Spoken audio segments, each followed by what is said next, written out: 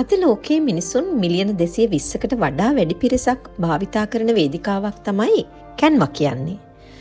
ඔබත් සමහර විට කැන්වා භාවිතා කරලා ඇති පෝස්ටර්, සමාජ මාධ්‍ය ග්‍රැෆික් වීඩියෝස් වගේ දේවල් හදන්න. නමුත් ඔබ දන්නවද මේ ලෝක ප්‍රසිද්ධ වේදිකාව පිටුපස ඇත්තේ වරක් ආයෝජකයින් 100කට වඩා වැඩි පිරිසක් විසින් ප්‍රතික්ෂේප කරන ලද තරුණියකගේ කතාවක් කියලා. 2007 වසරේදී වයස අවුරුදු 19ක් වූ මෙලනි පර්කින්ස් නම් තරුණියක් ඕස්ට්‍රේලියාවේ පර්ත් නගරයේ විශ්වවිද්‍යාලයක ඉගෙනුම ලබමින් සිටියා. ඇය ඒ සමගම අනෙකුත් ශිෂ්‍යයින්ට ග්‍රැෆික් ඩිසයිනින් සොෆ්ට්වෙයාර්ස් උගන්වමින් සිටියා. ඒ තරුණියාද කැන්වාහි CEO. කුඩා කාලයේ ස්කාෆ් විකුණමින් විශ්වවිද්‍යාලයත් අතහැර ප්‍රතික්ෂේප කිරීම 100කට වඩා මුහුණ දී ඩොලර් මිලියන 42ක් වටිනා අද ලෝකයේ වටිනාම කාන්තා නායකත්වයෙන් යුත් ස්ටාර්ට්අප් එක සමාගම ගොඩනැගූ ආකාරය කැන්වා නිර්මාතෘ මෙලනි පර්කින්ස්ගේ අපූර්ව කතාවයි මේ.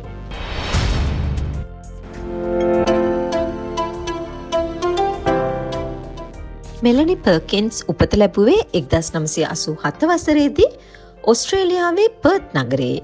ඇගේ මව ගුරුවරියක්, පියා ඉංජිනේරුවෙක්. කුඩා කල සිටම ඇය තුළ ව්‍යවසායක හැඟීමක් තිබුණා. වයස අවුරුදු 14දී පවා ඇය අතින් සාදන ලද ස්කාෆ් විකුණමින් කුඩා ව්‍යාපාරයක් පටන් ගත්තා. ඇය විශ්වවිද්‍යාලයට ඇතුළත් වූයේ sannivedanaya මනෝවිද්‍යාව සහ වාණිජ්‍ය හදාරමින්. ඒ අතරතුර ඇය අනිකුත් ශිෂ්‍යයින්ට ග්‍රැෆික් ඩිසයිනින් සොෆ්ට්වෙයාර් උගන්වන්න පටන් ගත්තා. එතනදී ඇය දුටුවා ශිෂ්‍යයින්ට Adobe Photoshop සහ InDesign වැනි සංකීර්ණ මෙවලම් ඉගෙන ගැනීමට පැය ගණන් ගතවන බව. සරලව නිර්මාණය කිරීමට අවශ්‍ය මිනිසුන්ට මේ සංකීර්ණ මෙවලම් බාධකයක් වෙලා තිබුණා. ඇය පසුව මෙසේ පැවසුවා: මට ඉගැන්වීමේදී පෙනුණා මිනිසුන්ට අවශ්‍ය වුණේ සරලව නිර්මාණය කරන්න. නමුත් ඒ වගේ තියෙන මෙවලම් ඒකට ඉඩ දුන්නේ නැහැ. ඒ නිසා තමයි කැන්වා අදහසේ බීජය වැපිරුණේ.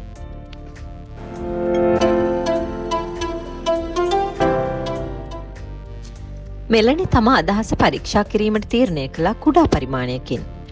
ඇය සහ ඇගේ පෙම්වතා, ඒ කියන්නේ ඇගේ දැන් ස්වාමිපුරුෂයා වන ක්ලිෆ් ඔබ්‍රේට් ෆියුෂන් බුක්ස් ආරම්භ කළා. එය පාසල් සඳහා ඔන්ලයින් වාර්ෂික වාර්තා නිර්මාණය කිරීමේ වේදිකාවක්. ඔවුන්ගේ කාර්යාලය වුණේ මෙලනීගේ මවගේ ගෙදර විසිත්ත කාමරය.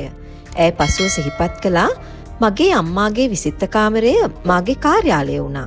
මගේ පෙම්වතා මගේ ව්‍යාපාරික හවුල්කරු වුණා.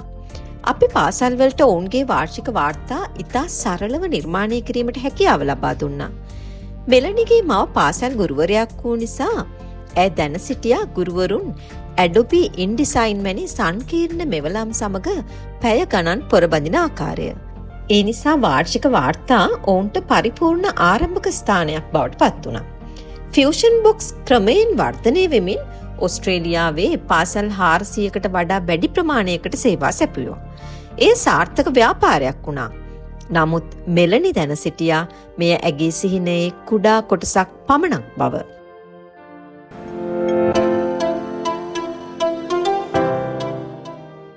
දෙදස් 12 වසර මෙලනිට වයස අවුරුදු 24ක්.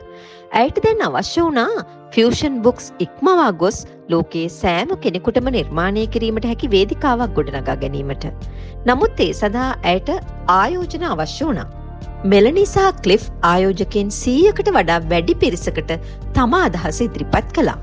ඔවුන් හැමෝම නැහැ කිව්වා. ඇයට සෑම ප්‍රතික්ෂේප කිරීමක්ම පුද්ගලික පහරක් වගේ දැනුණා.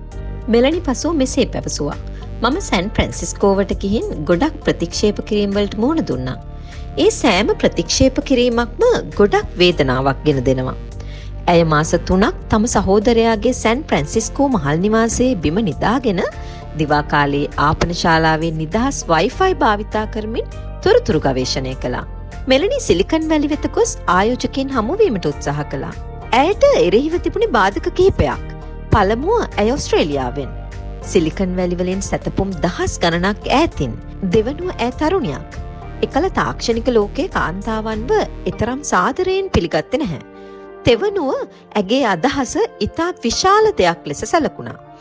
ආයෝජකයන් ඇසුවා ඔබ මෙතරම් විශාල ඇඩොබි සමග තරඟ කරන්නේ කොහොමද කියලා මෙලනිට එවැනි ප්‍රශ්නවලට පිළිතුරු දීමට අපහසු වුණා.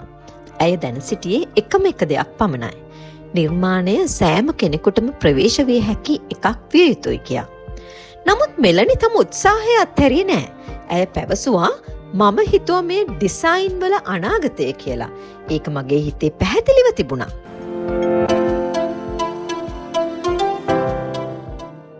ඉන්පසු සිදුවුණේ ඇදහිය නොහැකි දෙයක්. මෙලනිට ආයෝජක බිල් ටායි විසින් සංවිධානය කරන ලද සුවිශේෂී උත්සවයකට ආරාධනාවක් ලැබුණා. බිල් ටායි ප්‍රසිද්ධ වුණේ කයිට් සර්ෆින් වලට ඇති ආදරය නිසා.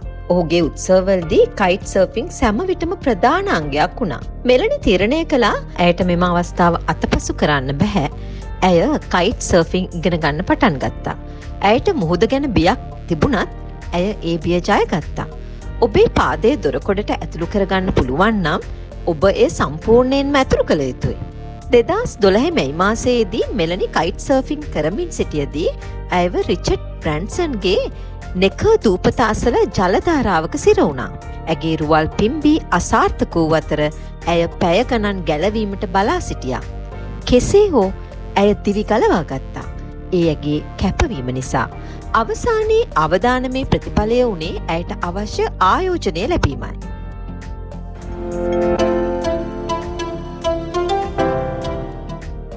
මෙලනි ක්ලිප් සහ හිටපු Google ඉංජිනේරුවරයෙකු වන කැමරන් ඇඩම්ස් එකතු වුණා. ඔවුන් කැන්වා ආරම්භ කළා. කිසිදු තාක්ෂණික කුසලතාවයක් අවශ්‍ය නොවන ඩ්‍රැග් ඇන්ඩ් ඩ්‍රොප් ඩිසයින් මෙබලමක්. කැන්වාහි ඉලක්කය සරලයි.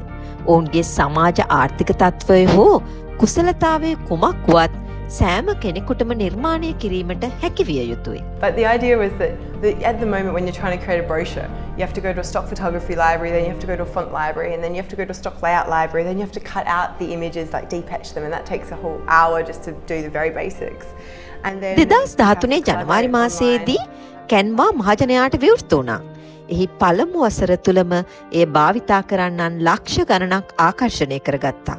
අද වන විට කැන්වා රටවල් 190ක් පුරා මාසික පරිශීලකයින් මිලියන 220කට වඩා සේවය කරනවා.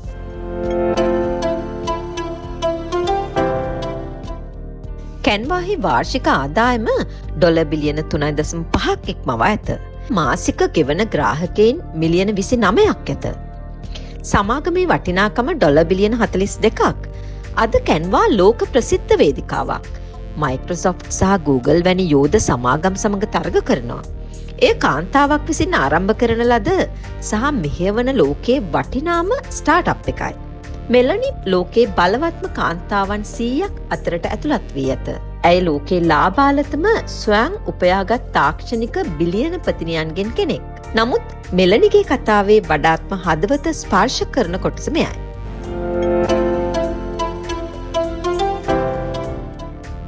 ඇය සහ ඇගේ ස්වාම්පුරුෂයා වන ක්ලිෆ් 2021දී The Giving Pledge අත්සන් කළා. ඔවුන්ගේ ධනයෙන් 80%කට වඩා පරිත්‍යාග කිරීමට පොරොන්දු වෙමින්. ඇය මෙසේ පැවසුවා.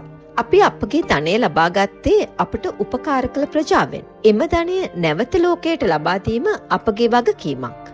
වයස අවුරුදු 14දී ස්කාෆ් විකුණු ගැහැණු ළමයෙක් විශ්වවිද්‍යාලයත් අතහැර ප්‍රතික්ෂේප කිරීම 100කට මුහුණ දී අද ලෝකයේ වඩාත්ම බලගතු තාක්ෂණික සමාගමක CEO වෙලා. මෙලනි පර්කින්ස්ගේ කතාව අපට උගන්වන පාඩම මෙයයි. ප්‍රතික්ෂේප කිරීම යනු අවසානයම නොවේ. එය ඔබගේ ගමනේ එක් පියවරක් පමණයි. ඇය නැහැ 100කට මුහුණ දුන්නා.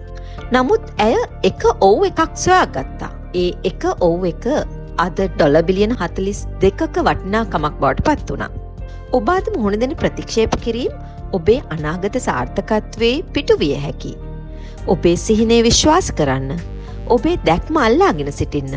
මොකද අද ඔබට නැහැ කියන අය එට ඔබේ විශාලතම ආධාරකරුවන් විය හැකියි. අපහසුතාව මැද ජයග්‍රහණය කළ ඔබේ කතාව අපට කියන්න. ඔබේ අදහස් පහලින් කමෙන්ට් කරන්න. අමතක නොකර සියලු අපහසුතා මැද ජයග්‍රහණයේ ඇදහිය නොහැකි කතා සඳහා අපේ YouTube channel එක subscribe කරන්න. ඊළඟ වීඩියෝවෙන් නැවත හමුවෙමු. ඔබ සැමට ජය වේවා.